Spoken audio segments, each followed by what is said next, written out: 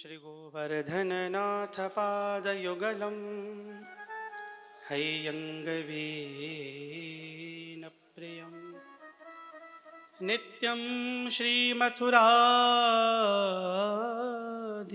सुखकरं श्रीविठ्ठलेशं मुदा श्रीमद्वारवती गोकुलपति श्री गोकुलेन्दुं प्रभु श्रीमन्मन्मथमोहनं नटवरं श्रीबालकृष्णं भजे। मंगलं कौशलेन्द्राय महनीय गुणाब्धये चक्रवर्ती तनूजाय सार्वभौमाय मंगलम्। श्री गोवर्धननाथ की, श्री रामेश्वर महादेव की, श्रीमद् रामचरितमानस की, श्री व्यास जी महाराज की जय जय श्री राधे, जय जय श्री राधे, जय जय श्री राधे।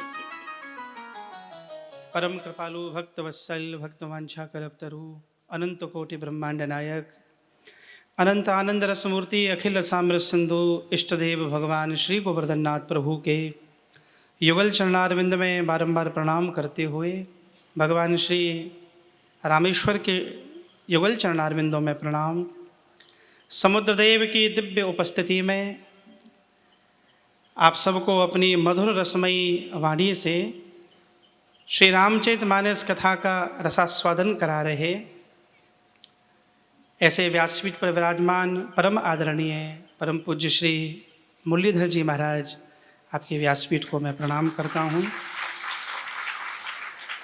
आपका तो नाम ही मुरलीधर है, तो मुरली में तो वैसे ही रस होता है, तो जिनके नाम लेने में ही रस है तो उनके मधुर रसमयी वाणी से जब रामचरितमानस के सुंदर दर्शन व्याख्यान मीमांसाएँ आप सुन रहे हैं तो निश्चित रूप से आप सब बड़भागी हैं।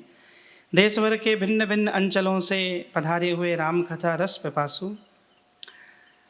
मैं तो सच बताऊं, मेरी कथा चल रही है तो आज कथा विश्राम करके मुझे पता नहीं था कि व्यासपीठ का ऐसा आदेश रहेगा कि मुझे कुछ बोलना है, तो मैं तो आपके द्वारा जो राम जन्म के हेतु अनेका वह जो भाव चल रहा था उस भाव में व्यवस्थित किया मैंने अपने आप को, चूँकि व्यासपीठ का आदेश हुआ।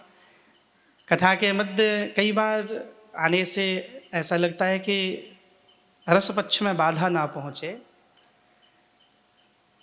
वक्ता और श्रोता का जो एक तारतम्य आज विराम था तो सही समय पर आया मैं। वाह। कुंभ में पिछले वर्ष आपसी के साथ कुछ समय संग रहने का व्यतीत करने का अवसर मिला और वह जो क्षण थे बड़े आह्लादित करते रहे। जब यहाँ आए पता चला पूज्य श्री की कथा हो रही है, आपके साथ वार्ता हुई।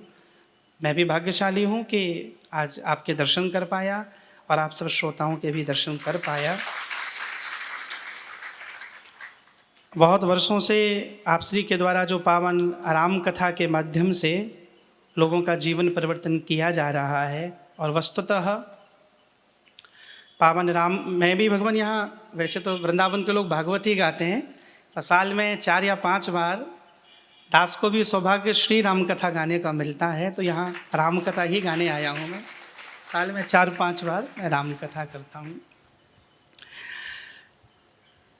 ऋषि वाल्मीकि जी ने भगवान राम की महिमा गाते गाते एक श्लोक बड़ा प्यारा बोला है वाल्मीकि रामायण में।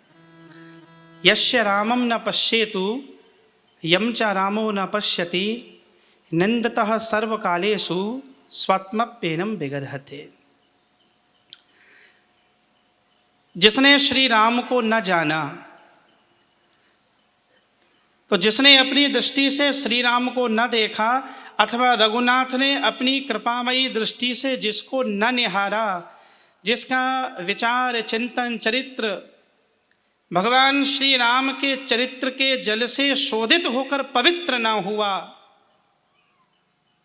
वो कितने भी बड़े महनीय पद पर बैठा हुआ कोई व्यक्ति क्यों ना हो, एक समय ऐसा आता है जिसका रामत्व के साथ संबंध ना हुआ, उस व्यक्ति की अंतरात्मा उसको धिक्कारने लगती है और कहती है श्री राम के साथ संबंध न जोड़ के तूने अपनी हत्या कर ली है, तूने मेरी हत्या कर ली। एक कथा है जो वर्षों से गाई जा रही है, न गाने वाले थके न सुनने वाले थके। मुझे तो कई बार लगता है एक एक महीना जो परमार्थ में सुनकर आ गए, ना सुनने वाले थके ना बोलने वाले थक रहे। ये कथा अनादिकाल से गाई जा रही है और ये कथा पुरातन है, पुरानी नहीं है। ये कथा सनातन है, नूतन है। उस कालखंड के व्यक्ति के जीवन में भी समस्याएं कभी खड़ी हुई होंगी तो भी रामचरित्र ने समाधान दिया है। और आज 21वीं सदी के जिसके हाथ में गैजेट्स हैं, ग्लोबल दुनिया उसके हाथ में है, उस व्यक्ति को भी दिशा की आवश्यकता पड़ती है, तो राम कथा ही उसे दिशा दे रही है। कालिदास कहते हैं भगवान राम की महिमा गाते गाते कि महिमानुम यदुत्कीयम तब सन्नियते वच शमेर तद शक्तिया वा न गुणानाम एयत्तया। हे राम, तुम्हारे चरित्र में सब गुण हैं, तुम्हारे चरित्र में कोई दोष नहीं है, पर श्री राम तुम्हारे चरित्र में केवल एक अवगुण है। दुनिया भर के महाराज जी पंडितों की त्योरियां चढ़ गई, ब्रुकुटी चढ़ गई कि ऐसा कौन ये महाकवि आया जो भगवान के चरित्र में भी दोष देख रहा है। कालिदास कहते हैं श्री राम तुम्हारे चरित्र में केवल एक अवगुण है बस। पंडितों ने पूछा कौन सा अवगुण? बोले राम एक ही अवगुण है तुम में कि तुम में कोई अवगुण ही नहीं है, यही अवगुण है। एक आध अवगुण तो मिले, एक आध दोष तो मिले, इसमें कोई दोष ही नहीं है।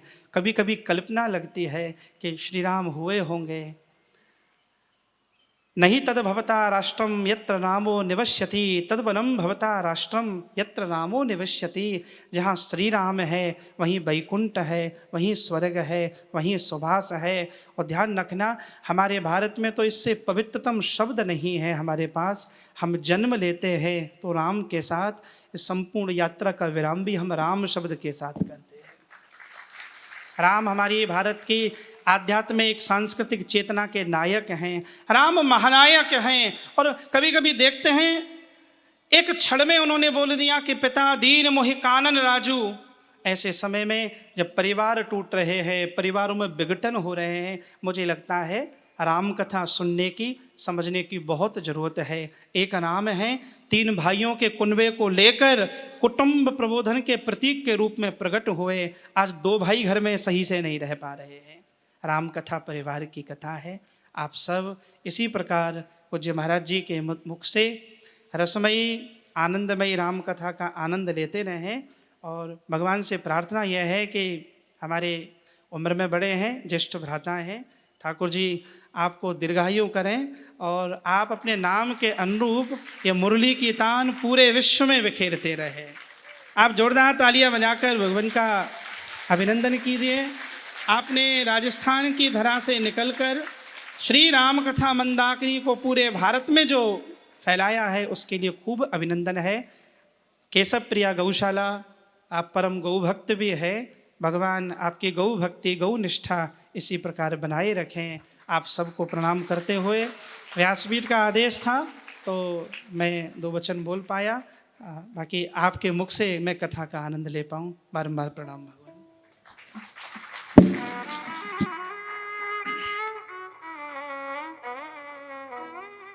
बहुत बहुत साधुवाद हमारे परम श्रद्धेय पूज्य ठाकुर जी को। यदा कदा मिलते रहते हैं। सही कहा आपने, कुंभ में ही मिलना हुआ, उसके बाद तो वापस मिलना नहीं। अब ऐसी स्थिति है कि वक्ताओं को मिलना कम होता है। ये संयोग है। मैं तो इनका आभार व्यक्त करूंगा पूज्य ठाकुर जी का कि इनको जब ये पता चला तो इन्होंने हमसे फोन करके बात किया। मैं तो क्योंकि परसों रात को आया था, आप पहले से आए थे, तो आपने कहा, मैंने कहा बड़ा आनंद का विषय, पर समय एक होने की वजह से मैंने कहा मेरी कथा 9:30 से 1:30 चलती है, तो कहा हम 1 बजे विराम करते हैं। तो मैंने कहा आप दर्शन देने आइए। तो आप आए, आपके आगमन से हम सभी प्रसन्न, और मैं सभी भक्तों की तरफ से आपका बहुत बहुत साधुवाद कहूँगा।